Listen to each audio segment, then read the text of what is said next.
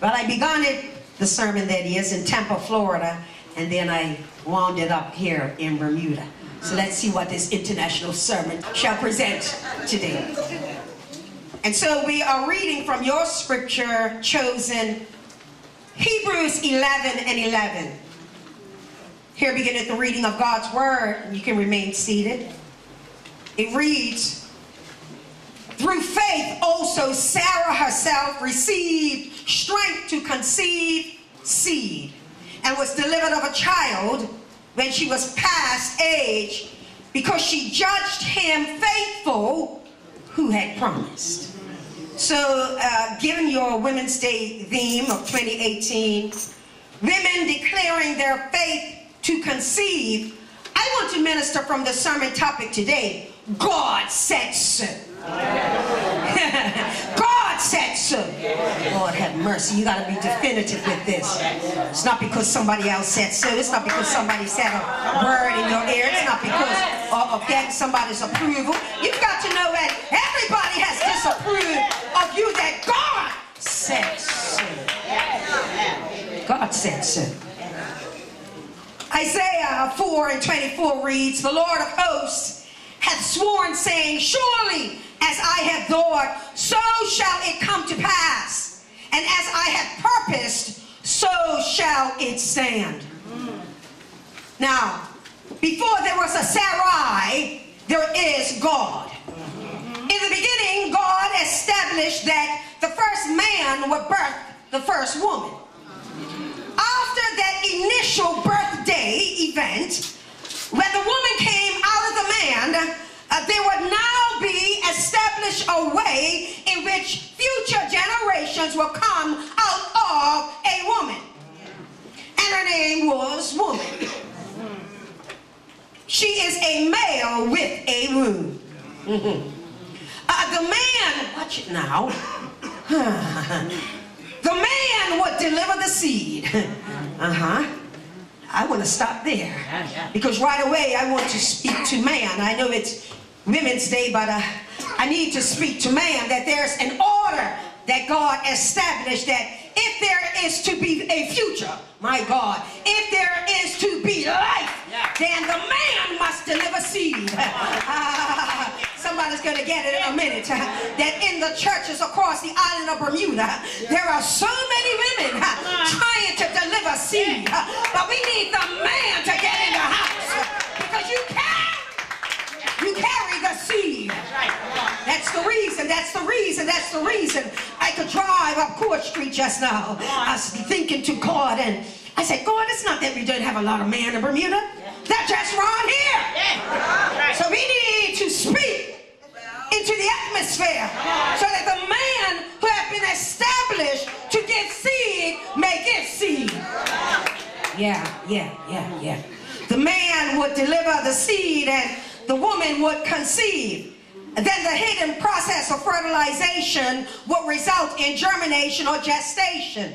Gestation would then reveal through labor and birthing a new human entity to the nation. Can I drop something right here? That you will never experience anything new without labor. That's right. Lord have mercy. I wish it could be easy. I wish we could just say it is so. But unless you labor, unless you feel some pain, unless you say once in a while, ow, that hurts. Unless once in a while you feel like you're ripping in two, you're not going to breathe something through. It's called labor. It's called labor. Now, church, this process is not always a smooth one or even a successful one. Many women have gone childless, and many women have had to face the failure to conceive with great sorrow. Yet, there are times when the failure to conceive is not a biological challenge, but a biblical one. Come on. It's a God delay.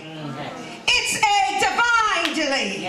In other words, God wants to use your present pain for future kingdom gain. I wonder if there's any girl in here, any woman in here, that that doesn't mind stepping up to the plate. Oh, Lord Jesus. I'm willing to experience some pain. I'm willing to go through something that's not too comfortable, preacher. But if it means that the kingdom will gain, if it means that the kingdom will grow, then God, here am I. Use me. Yeah. And so this is exactly what Hebrews 11 speaks to. It speaks to life from death. It speaks to acceptance after rejection. It speaks to kingdom deliverance after one feels hardly significant.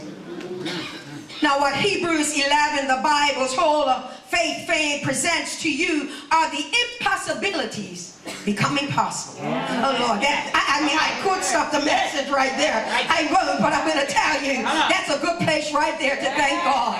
That He provided a list of those who face impossible situations, and He said, boom, there it is. That it became possible. It is so because God said so.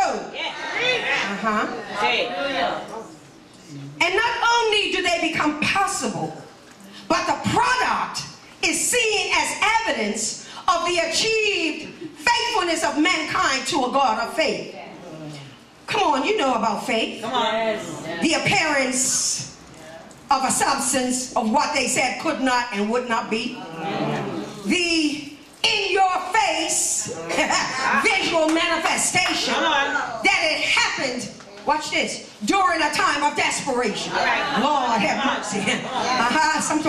Sometimes you got to get good and desperate. Sometimes you got to look God as it were in the face. And God's got to know you're willing to go there with me. You're willing to go there with me. You're willing to, come on now, you want to be like Jacob? I won't let you go until you bless my soul. God, I know I'm walking in your will. I'm doing your way. I'm worshiping you. I'm honoring you. I'm serving you. I'm loving you, God. Oh, God. Talking about faith.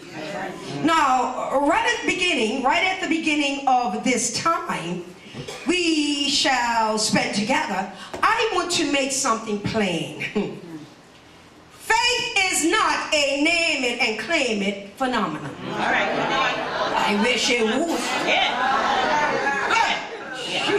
Faith is not a name it and claim it phenomenon. No. Faith is not a say it and slay it situation. Faith is not I said and now I shall receive. Faith is not a decree a thing and it shall be a thing. No. Faith is lining up your impossible request with what God has already said it shall be. You line up with God and not the other way.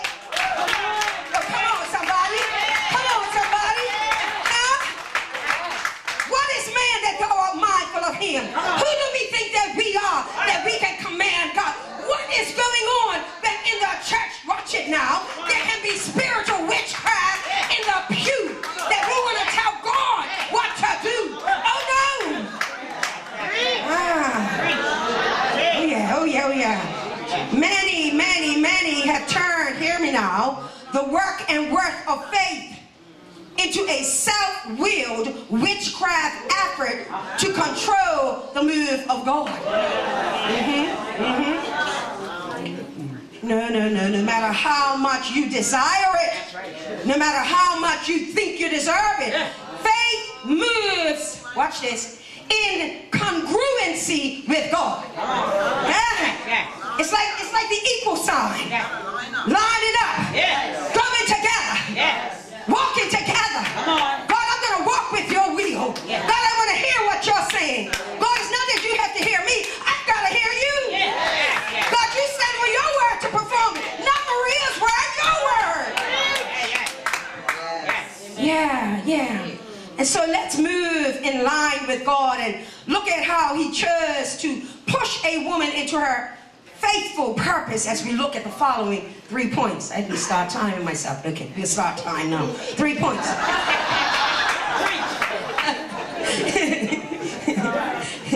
3 points. Point number 1. her foundation. Yes, yes. Her foundation. Point number 2. Her faith. Her faith. And then point number 3. Her fruit. Her fruit.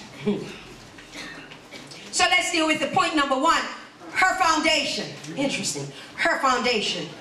Church women of God, in order to survive through a season of infertility, a season of letdown, a season of sorrow, a season when you have no idea what to do, you have to have a certain type of foundation. Minister Williams. Yes, you do. Well, Sarai, I said Sarai now. Sarai had a good foundation. She was married to the right man. Oh, Lord. She was married to a man who already, watch this, was moving in faith. Lord have mercy. Even before faith was really spoken about, she was married to a man of faith. Genesis 12, 1 through 3. Now the Lord had said unto Abraham, get thee out of thy country and from thy kindred and from thy father's house unto a land that I will show thee, and I will make of thee a great nation, and I will bless thee and make thy name great, and thou shalt be a blessing. And I will bless them that bless thee, and curse him that curseth thee, and in thee shall all families of the earth be blessed. Sarai has a foundation in her life. A man who has a foundation of faith. I hope you're catching something here. Yeah. Okay, let's throw this. Catch that. You see the reason that so many families are falling apart, the reason so many families are not stable is because Sarai ain't married to Abraham. She's not married to a foundational faith man. All right. Who are you reproducing with, girl? Are you sleeping with the enemy and you want godly seed? I said she had a godly foundation of faith. The man was able to leave home, Abraham. He left home a foundation, looking for a foundation. He left a foundation. Anytime, if you're a person who's stable and you lose a foundation, you're going to look for another foundation to make sure that whatever you build will remain. Women of God, I want to say here that according to God's word, it really does matter who you are connected to. I know, women, I know we want to be independent. But even, watch this, even an independent woman is dependent upon a male to give a seed. Be independent now. Talk about I am woman, hear me roar now. You will produce seed unless you get with a man. And we want the real thing or the artificial. And even if you do artificial, the artificial came from a real. Start me up in here. Don't start me. I'm trying to behave in somebody's house. See, this is what our young people need to hear. Going around confused. Going around trying this and trying that. If they want to be able to build a future, then they've got to be with somebody who knows about faith.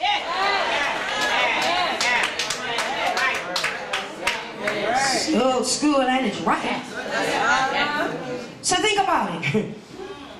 That even when Sarai laughed, even when Sarai doubted, even when Sarai was overwhelmed, she was still connected to a foundational man of faith. I know about you, but as much mouth as I have,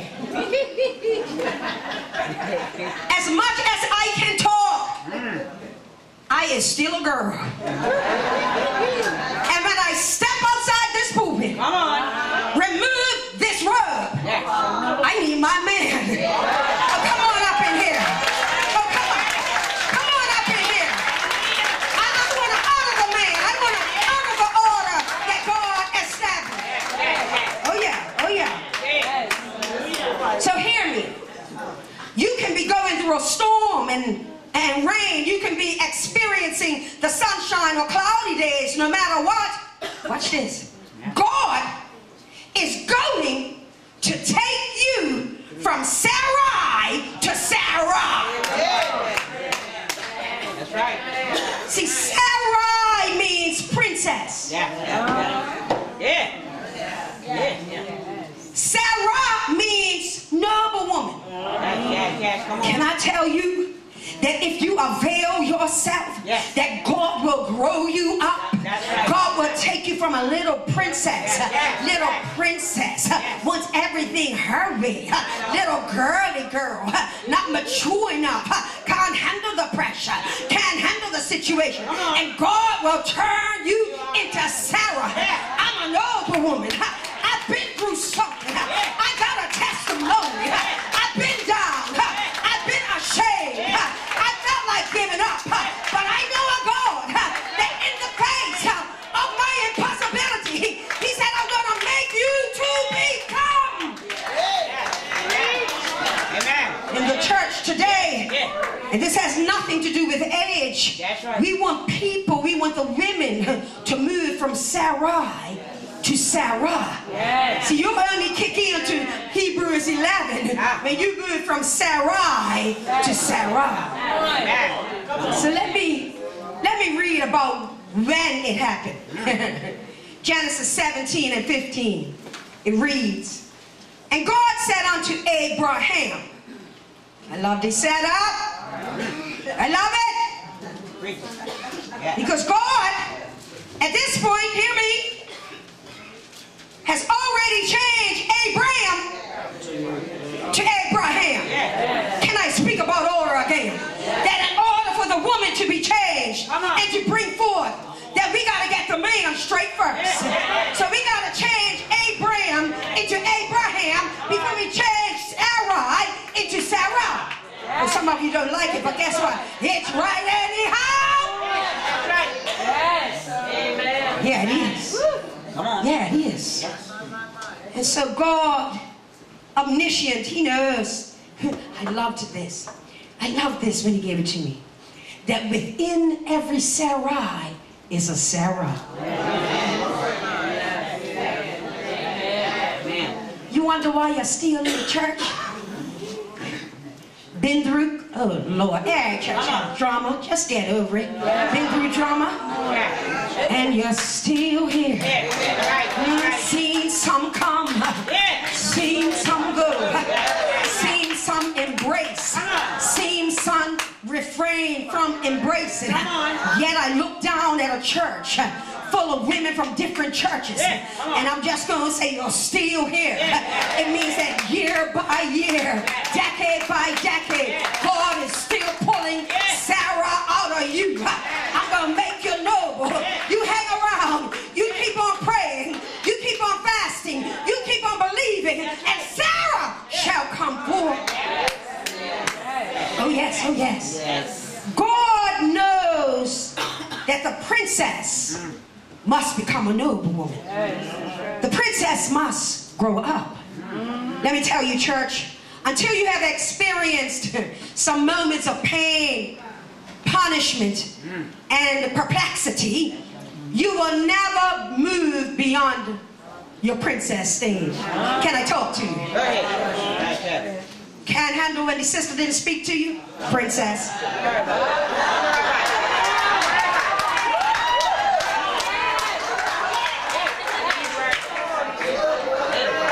Let me put some more chapstick on. Hold on.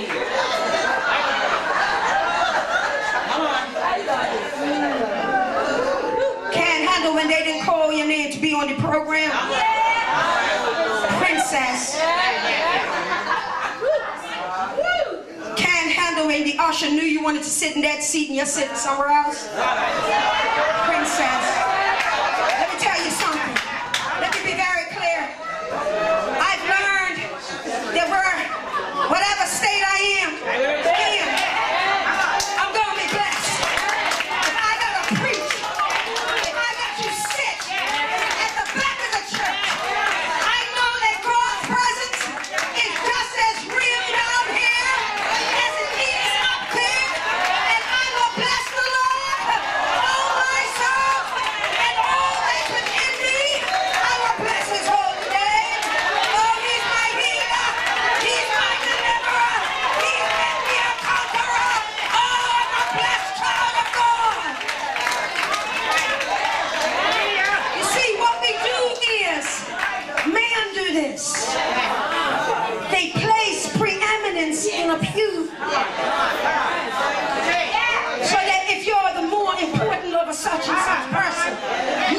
up to the front. But I like my back row worshipers.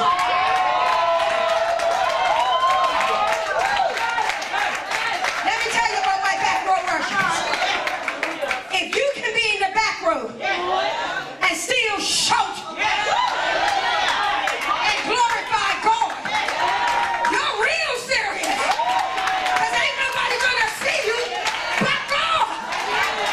My God, that tells me that you've moved from the princess to being a noble woman, and that you're gonna lift up your voice no matter what and give God praise and give God praise and give God honor and give God glory, because God is worthy,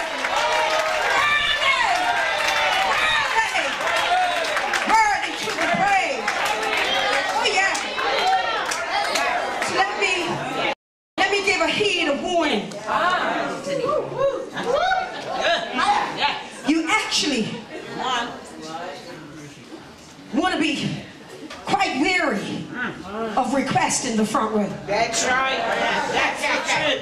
Come on. of requesting this place here, because this place here comes with a heavy weight.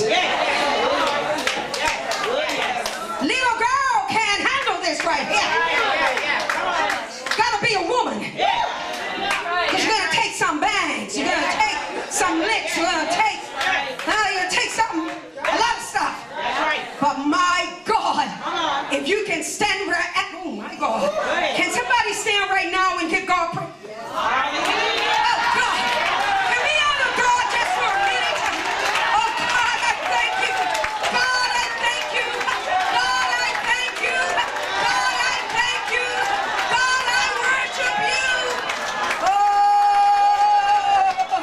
my God, my God. My God, my God. That's when you're growing up. That's when you worship God because He's God. And not because you're by your girlfriend. Not because you're in a certain seat. But you just know that you are seated in heavenly places. Oh, in Christ Jesus. Take your seat, people of God. Because one of the things I try to purposely do, and I do it on purpose, is outside of being introduced and all things like that, I try to just chill, man. Just chill. You know, I mean, I'll be ready to take off these shoes in a minute. Put on the flip-flops, man. This is Bermuda. Come on. Because, watch this, we have to be careful not to become Pharisaic. That's right. Where we make this such a class system that we shut people out. That's right. Who should be welcomed in. That's right. All right? So we preachers, we understand we're vessels being used because God has grown us up through some things. And this doesn't mean that we are puffed up. It means that we can come down and lift others up. That's what maturity in the kingdom is about. Hallelujah. Glory. Glory be to God. And so, Abraham's talking now. Move off the scene, Abraham. Here is Abraham. He's talking. 17:15 again, it says, and God said unto Abraham. What you saying? See, one of the things women say today, I've heard it. These men, they don't want to talk. They ain't talk. Women like to talk. But notice God talks to the man first. Then the man talks to the woman. That's right. Correcting something that happened in Genesis. Then the snake talked to the woman. I want to go into that.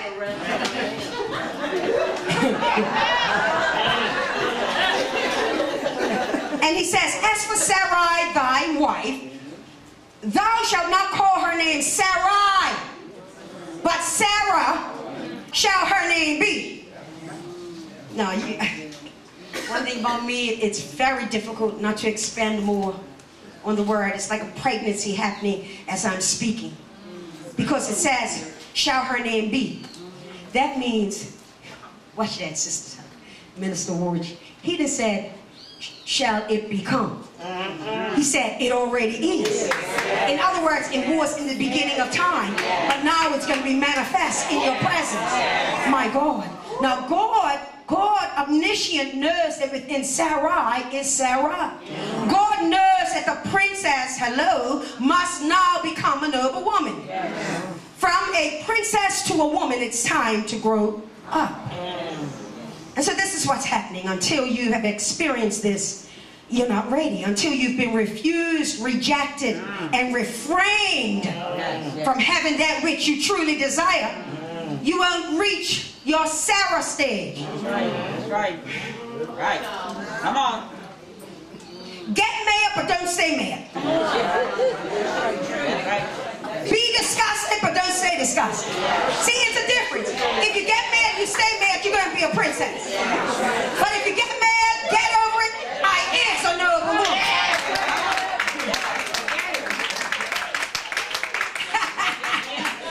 Yeah. See what I just did? I laughed, didn't I? We're getting there. Watch this. Listen. The issues of Sarai will not take Sarai out, because God is getting ready to call Sarah in. You want me to break that down? Yeah. Some of you just need to think back 10 years ago. Some of my older established women think back 20, 30 years ago. Remember when you thought, my God, survive it? Oh, yeah. Yeah. Go on, witness. Remember when you thought, ain't no way, I'm just going to cry every day, cry every night. Go home and just, the pillow will be wet with tears. I just can't move past this, but you are here. You survived your Sarai so that your Sarah could come out. And let me tell you something. God would never give you these things unless he knew that he could bring you through these things. God is waiting for the Sarah to come forth out of you. So with Sarai, there seems to be no light.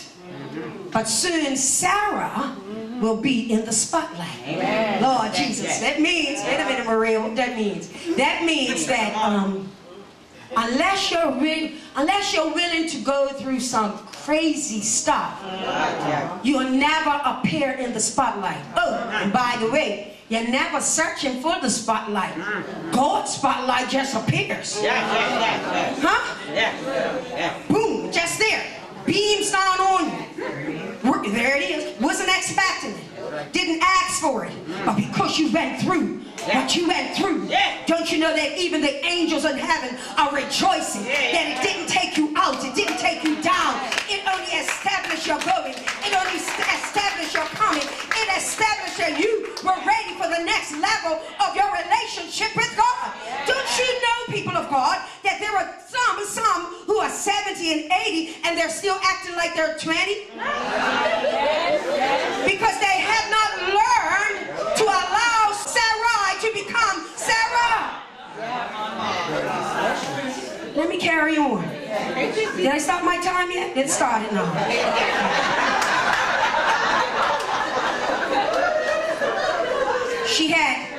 She had the right foundation.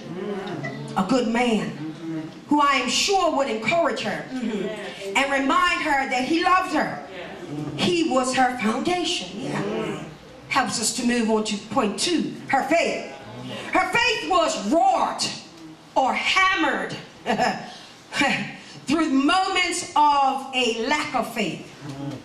Her faith was wrought or hammered out through moments when she had no faith. So you can't give up. You're not allowed to give up. Stop giving up. Understand this, that even through her doubting, God did not change his mind or his plan concerning this couple. The first couple of faith. So you think that you can make a mistake and God changes his mind about you? No, he doesn't. Because his purpose is already established in you. Now that's something, church, to celebrate that even when we mess up, even when we miss it, God does not miss his will concerning you. Faith is not faith until it is tried in the fiery furnace of affliction. All right.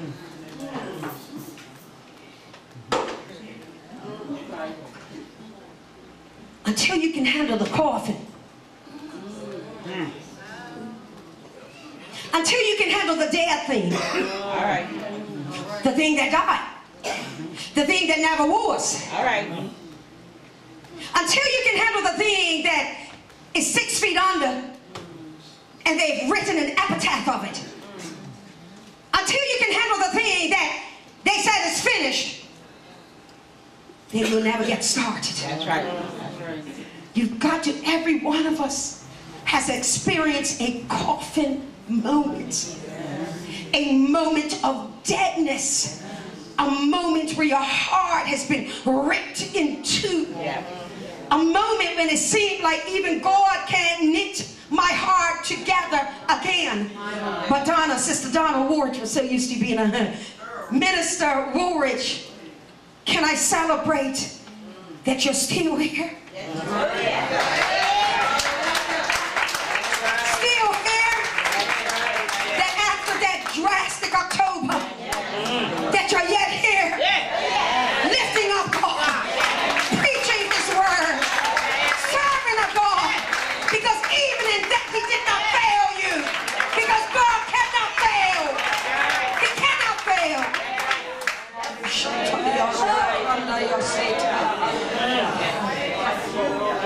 Men fail. God does not fail. And when men fail, God does not fail to get you up anyway, because it's still going to bring His purpose through. Sarai, her affliction was that she was barren. The fire, her fiery trial was the knowledge that she would never give a baby suck. Watch this. She was the coffin. She was the dead thing. She was the dead place. She was the place that could hold no life. You put dead things in a coffin. That's right. She was the coffin. She was that empty place devoid of life. Now barrenness, back in the day, in this day, meant a great deal more than it means today. In this day, barrenness was seen as a curse. Oh Lord, Holy Ghost just said this. Can you stand to be cursed out?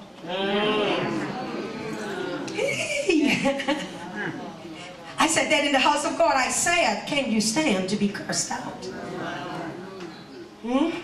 Somebody calls you out of your name. Somebody calls you out of your purpose.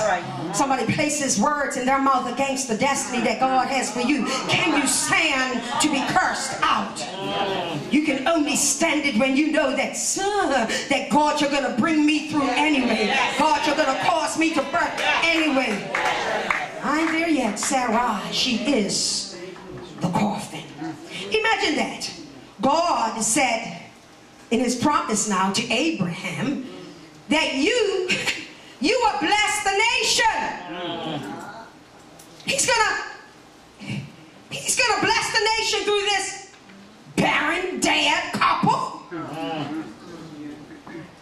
This nation is calling me cursed.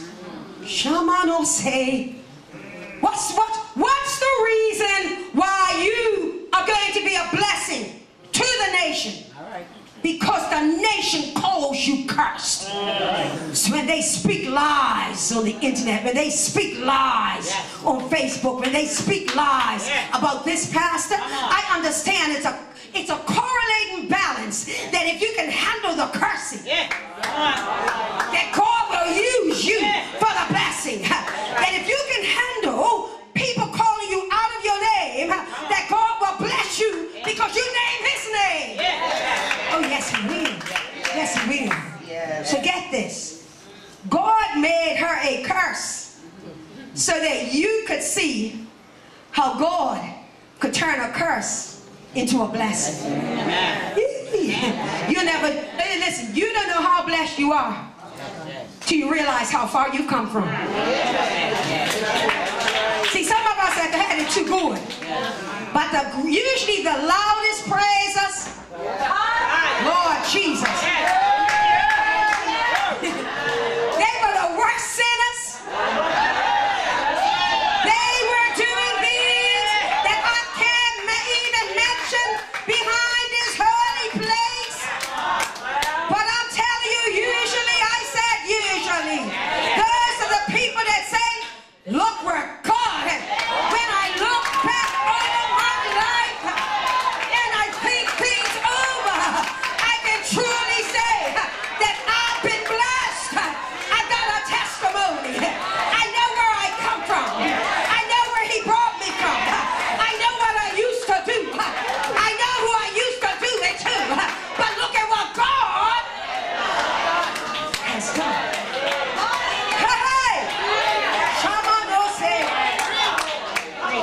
See, God wants to use your cursed place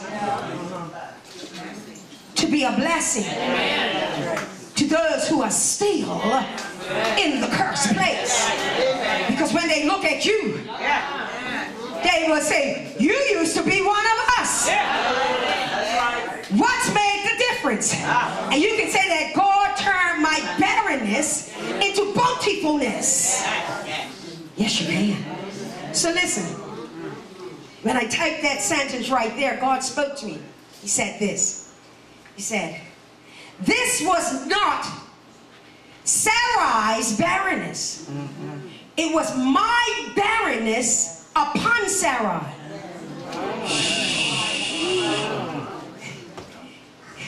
In other words, I'll bring it up to date.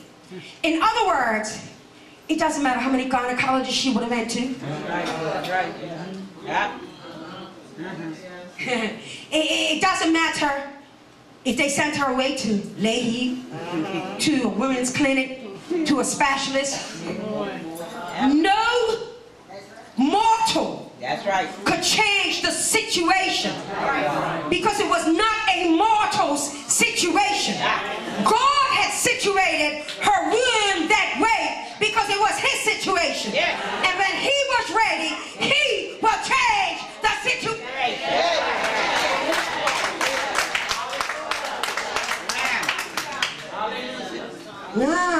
Watch this.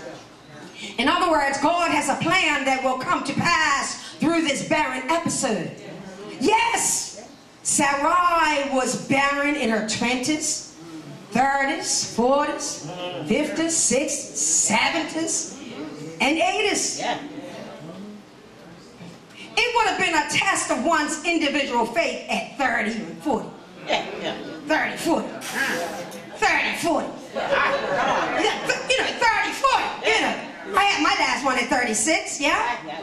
You know, God, this can be done. That's it. But 70, 80?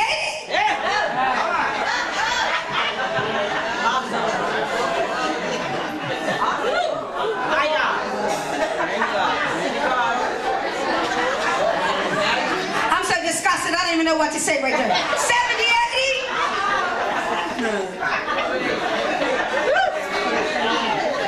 And guess what? You're laughing, and that's why she laughed.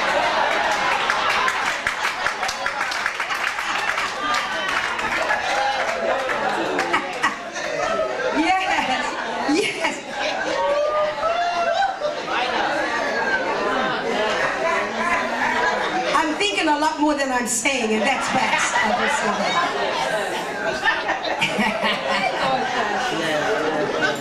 Here we are at 90. No. Now it can only be described as a God test of faith. You ain't, look, you're not testing my faith. I'm 53 this year. You ain't testing my faith. I got no faith for it. None. Let me tell you something. I discovered something about 16 years, no, maybe 14 years ago. Yeah, or more. I said, oh, I got it. I got it. I said, the greatest contraception is teenagers.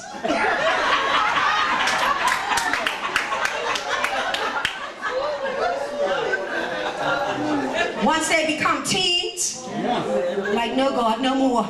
No more. I can't go through this anymore. No! No! Come on, anybody a witness?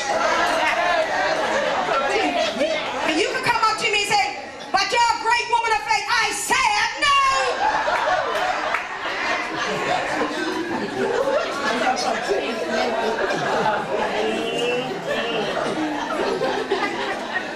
This couple, don't wait, like they're going to be great-grandparents they should be. What you mean? What you mean buy a crib? Hello?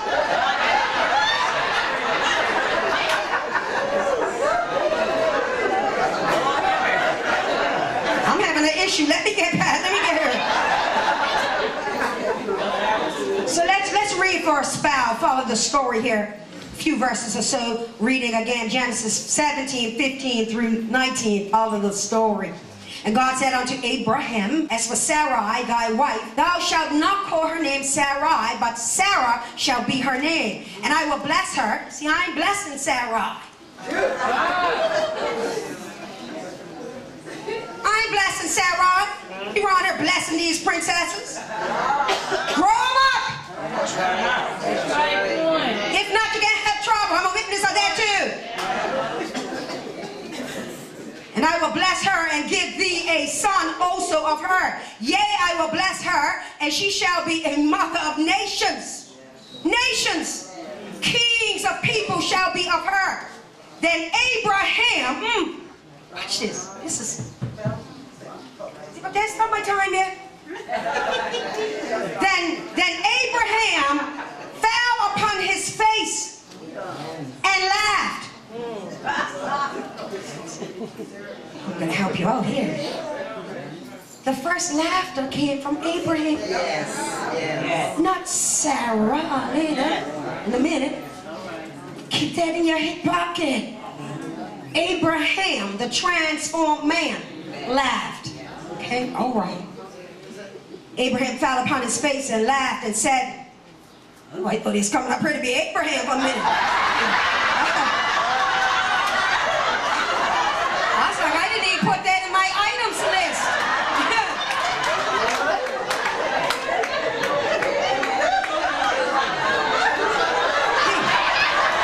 He can't be Abraham. He ain't got a clue.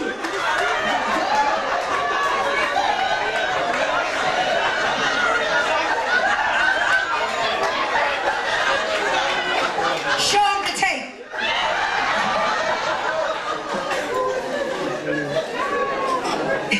Then Abraham fell upon his face and laughed and said in his heart, shall a child be born unto him that is 100-year-old? And shall Sarah, watch it now, he is now lined up with God and called her in her mature, purposeful name. And shall Sarah that is 90 years old bear? And Abraham said unto God, oh, that Ishmael might live before thee. Why are we trying to get things to live before God that God never sanctioned in the first place? That's that witchcraft I'm talking about. Why are we trying to raise up something to sanctify it and God never established it in the beginning? And God said, Sarah thy wife shall bear thee a son indeed, and thou shalt call his name Isaac. And I will establish my covenant with him for an everlasting covenant, and with his seed after him.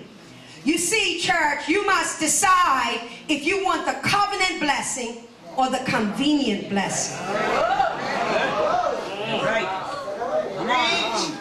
Do you want what comes easy, or are you willing to wait until you're 90 in the spiritual sense? A time of impossibility when it shall not happen according to man. If you can wait until then, you're going to hook into the covenant blessing. The covenant blessing is the fact that God is in charge of this. And now God, watch it now, God will charge her womb, watch it, charge her blood system.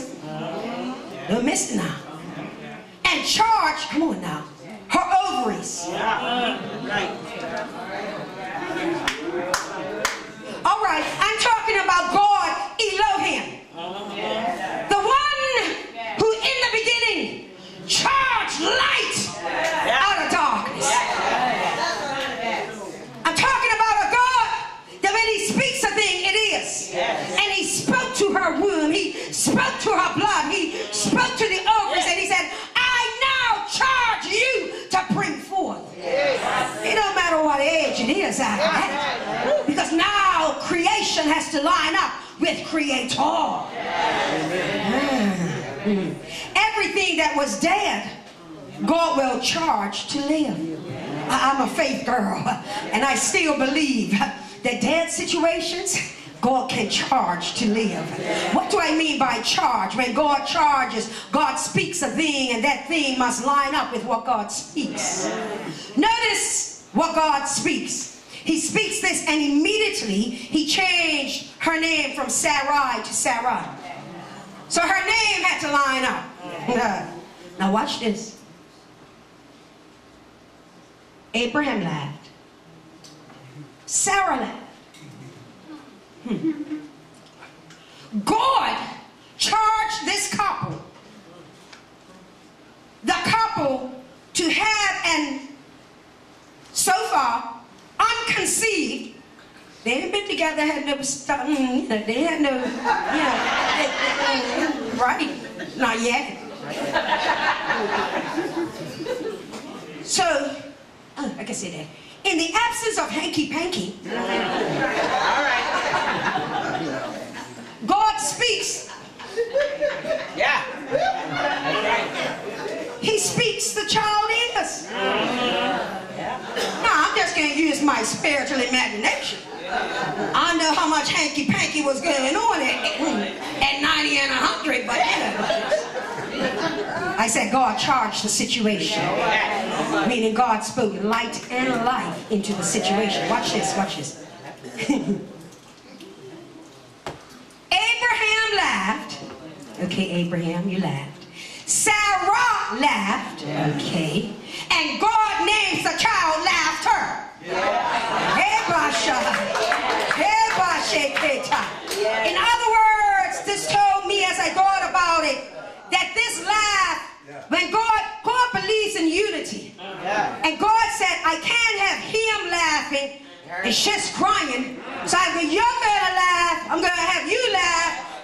Hey, laugh plus laugh, laugh plus laugh equals laugh to me. And so they're gonna name his son, the son Isaac, which means laughter. Oh my God, it means that every time they're gonna look at a situation that looks impossible, every time they're gonna look at a situation and they said it's not gonna, every time somebody told them I had to tell somebody on my way here, a student talking suicide. I had to, on my way here, get on the phone and say, talking stupid to me. What did God tell you? Sometimes you got to go and speak it just like that. Huh? You better hang on to it.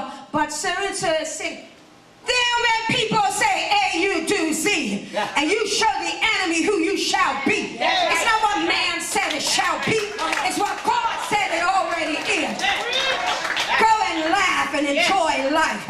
And I want to have somebody in here to understand the same. That if you ever laughed in the presence of God, don't you let your situations take away your laugh. If you ever worshiped and enjoyed the presence of God, don't you ever let people or situations take away your laughter. Laugh on in the name of Jesus.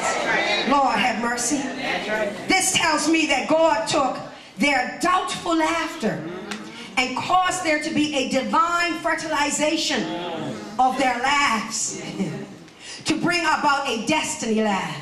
There's no laugh like a destiny laugh. When God does it. God took two negatives and made a positive.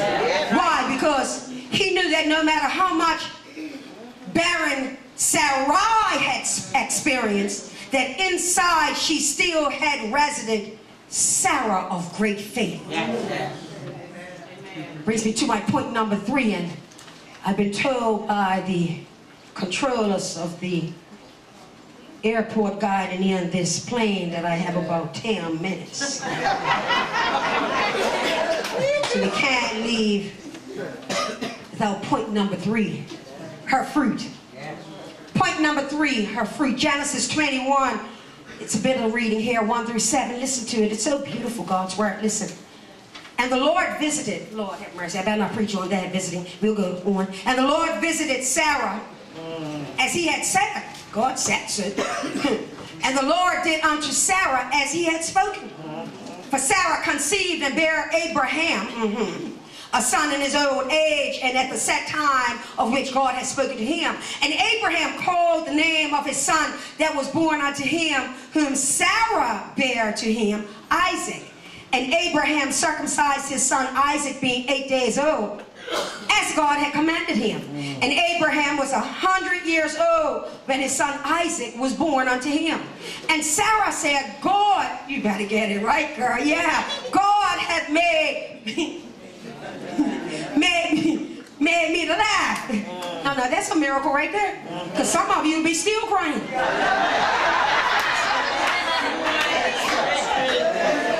Every Sunday you'll be at the altar saying, I thought I was delivered, but when I went home, I've got my cane, I'm still trying to change a diaper. I need Jesus again.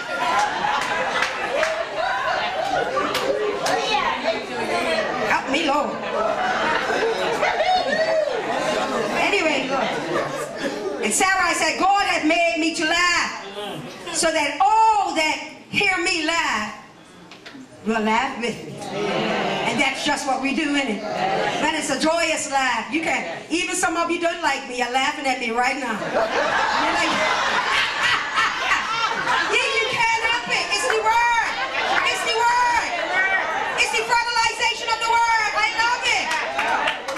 You knew what you were getting when you called me. And verse 7 says this. Look, watch it.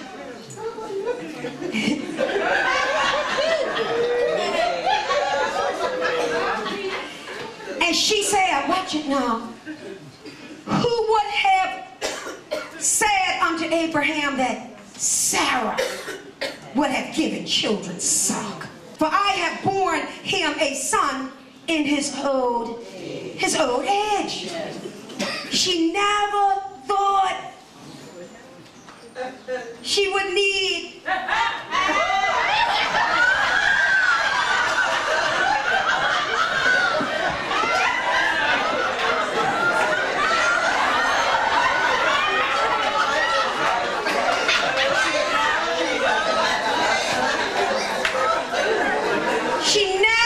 she had stopped going to people's pharmacy.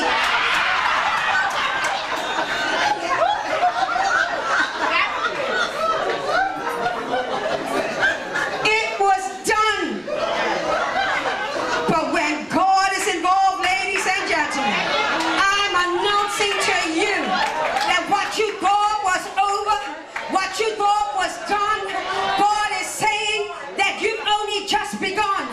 So as long as you're breathing, as long as you're worshiping, as long as you're praising God, I want you to know you can go and get a pregnancy test.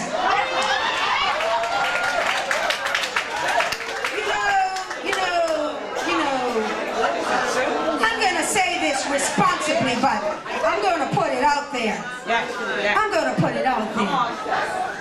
I don't want you wasting money, but if you can afford to, and it's quite expensive in Bermuda. I used to go to Walmart and get mine, but well, not for me anymore, for 10. But, you know.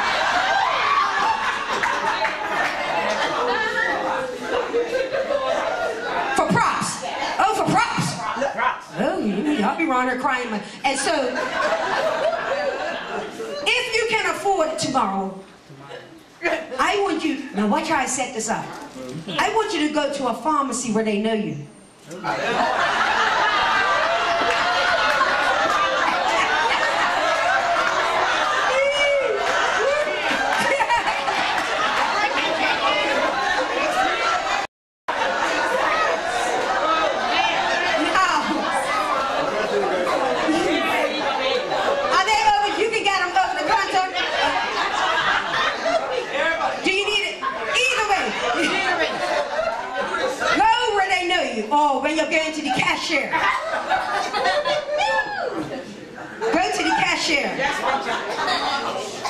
And say, because if you go to People's Pharmacy, take your time, say, check my name in the system.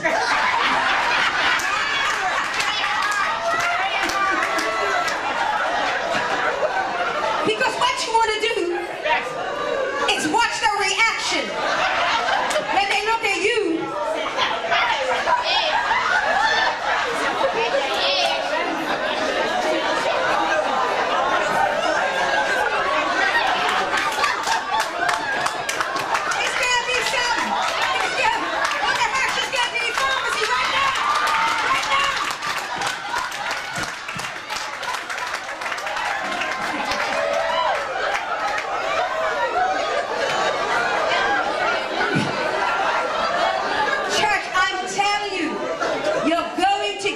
Reaction. And while they will look confused, you're gonna laugh.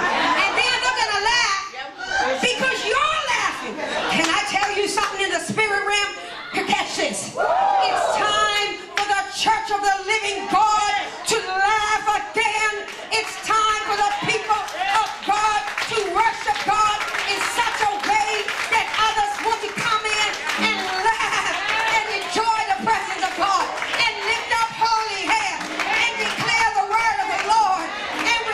With your brother and rejoice with your sister and let them know you can't have more fun than me. You can't have more joy than me. The world didn't give this and the world can't take it away.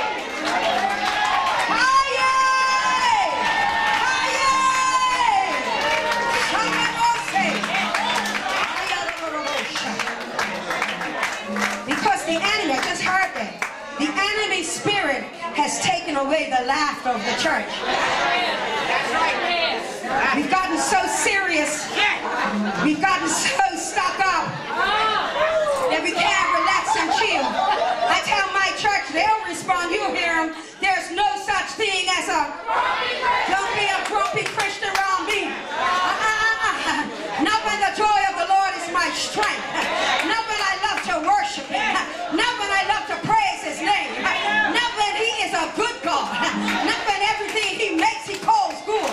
Therefore I will take joy in the God of my salvation. Yes, He is. He's the God of my salvation. I'm almost done now.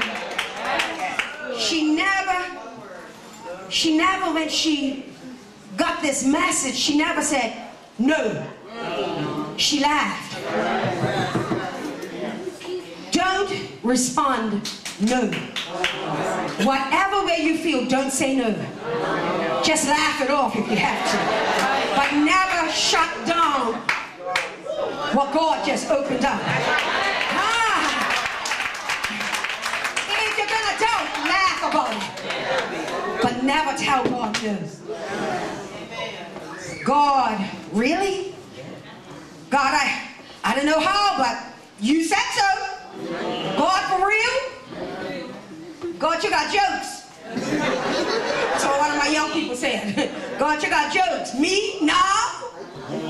It came to pass. It happened. Her faith, though tested and tried through barrenness, gave way to laughter.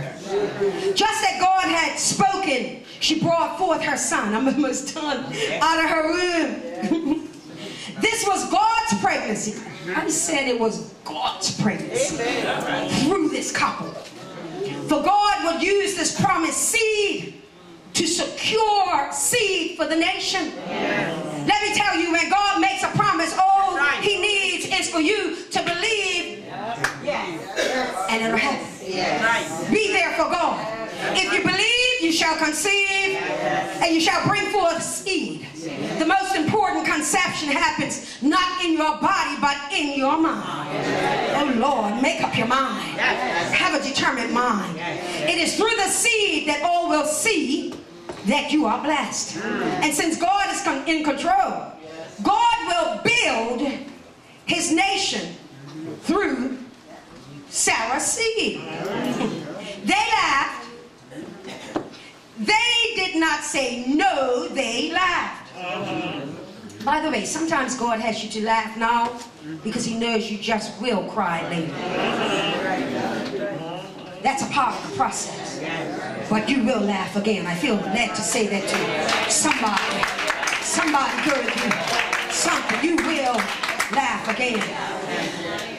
Watch this. Watch this.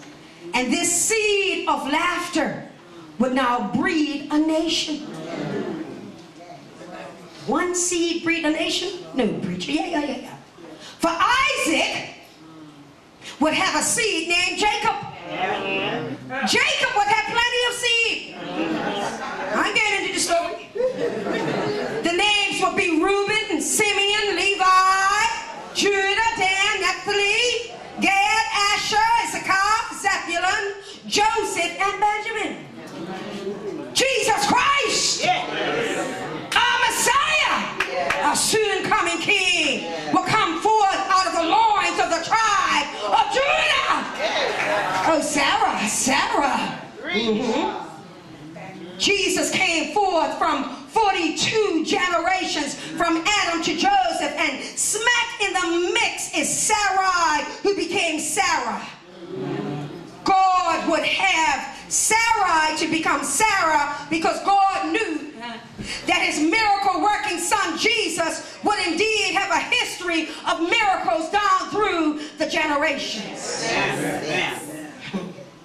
That's why when I think of Jesus, he's a miracle worker. Because he's a work that came forth out of a miracle. Sarai should not have conceived, but she would be the mother of faith and would have to conceive through impossibility, because that's what faith is. It's impossible, but I will believe it anyway. God kept Sarai's womb. Watch this. No, this is you can tell I like doing this. All right. God kept Sarai's womb untouched until God himself touched it to bring forth the lineage that his divine son Jesus Christ was coming through. I told you sometimes your problem is not biological, it's biblical. God is holding you hostage until he's ready to use you. Amen. Women of God, I want to leave you with this. What is it that you cannot see happening? What is it that seems so far away? What is it that you have concluded will never happen? I beseech you to know that if God has spoken it over your life like Sarah, you shall conceive and bring forth. You cannot hold back God's plan for your life as long as you believe. You may laugh, but believe. For with God, all things are possible. Yeah. Why? Because God said so. Sometimes people ask you something and they want a deep answer. This is as deep as you're going. God said so. Everybody don't deserve a paragraph of your life. God said so. You don't want that short sentence. God.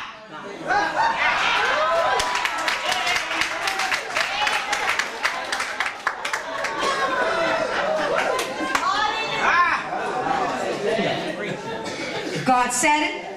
I'm going to play for you, minister.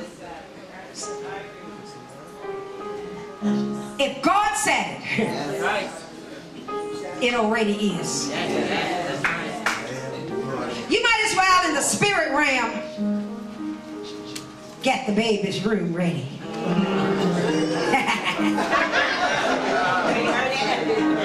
I said in the spirit realm. Get you decorated. God is about to bring forth that which you cannot contain. Whatever God has charged your womb with, you must deliver it into the room. Because there's a nation, there's a witness, a cloud of witnesses that must say, it is so. It is so.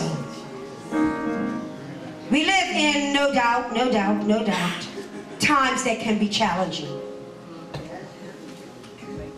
We live in a time where many are turning away from the pure faith of who God is. That's right. Today I charge you, women of God, men of God, to shine forth as lights as never before. As a light, we're going to have to get a bit braver and speak some things. You're sitting on the school bus. You're going to have to let your light shine. Because those children don't know Sunday school like your grandchildren do. It's a different day and time, but God is the same. That's right. And so what we have to do is say, God, I'm ready to go to the next level of existence. The next level of Sarah. It must be that in the heart of every Christian, there's a burning passion for something. Must be something. And that's the thing that the enemy will always attack.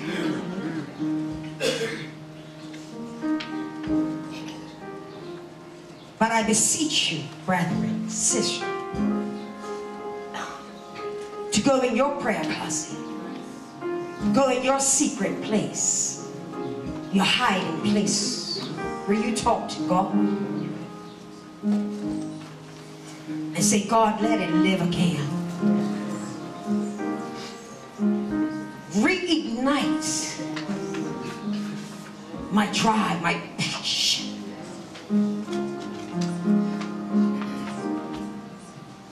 Sometimes I drive along South Shore. I remember as a teen when I used to go to revivals up at the old theater, Somerset, there, the lodge. Yeah. Right?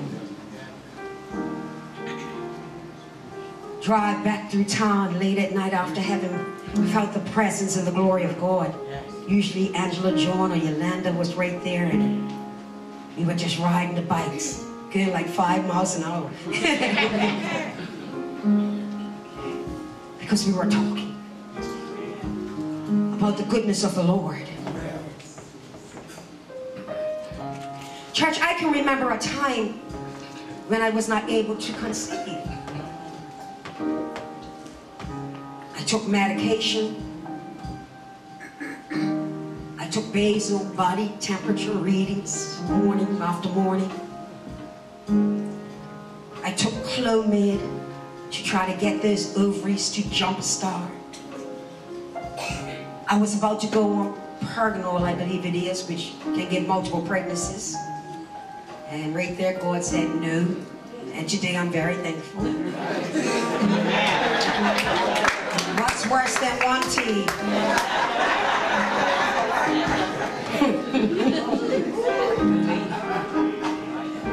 But about that time, there was a minister, I think it might have been Pastor Russell Tomlinson or W.A. Blair. I cannot figure out which one at that point. They preached a message and they said, write down on a piece of paper what you believe in God for. And I wrote it down, and they said, walk with it. And I literally put it at the bottom of my shoes. Shoe was in one shoe. And I walked in it. And I said, God, I just give up, forget it. My husband and I became foster parents. And we actually took in a foster child. And when I had given up, don't you know that's when God picked it up. Heretofore, understand this, the child had a due date of around the end of June. I had just begun working up at Sands Secondary at that point. And if the baby came before the end of the school year, I wouldn't have had insurance. So I was like, wow, well, you can't, whatever happens, happens. I'm glad I'm having this child. But do you know that the baby was born the 7th day of the week, the 7th day of the 7th month. 7, 7, 7. You know something about that day?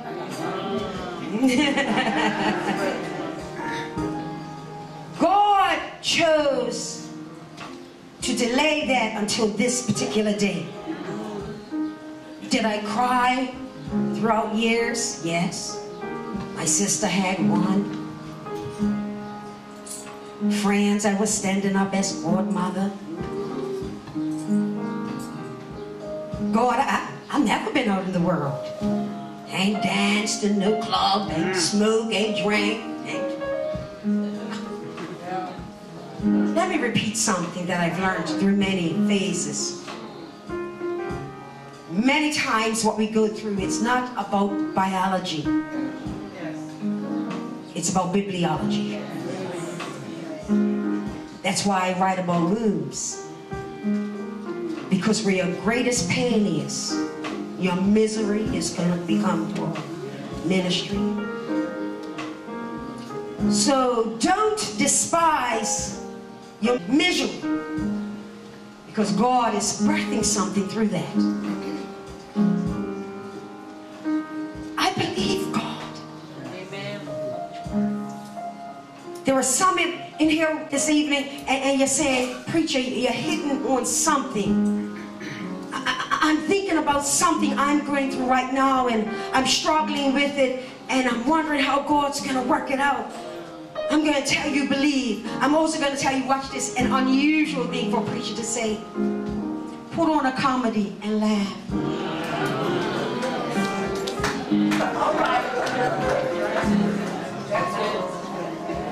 Every little once in a while, I got to look at Laverne and Shirley.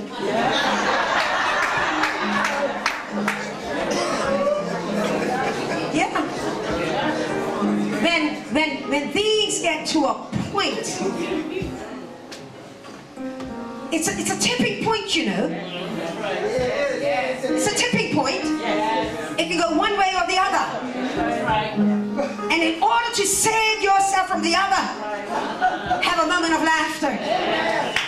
Lord have mercy. Have a moment of laughter.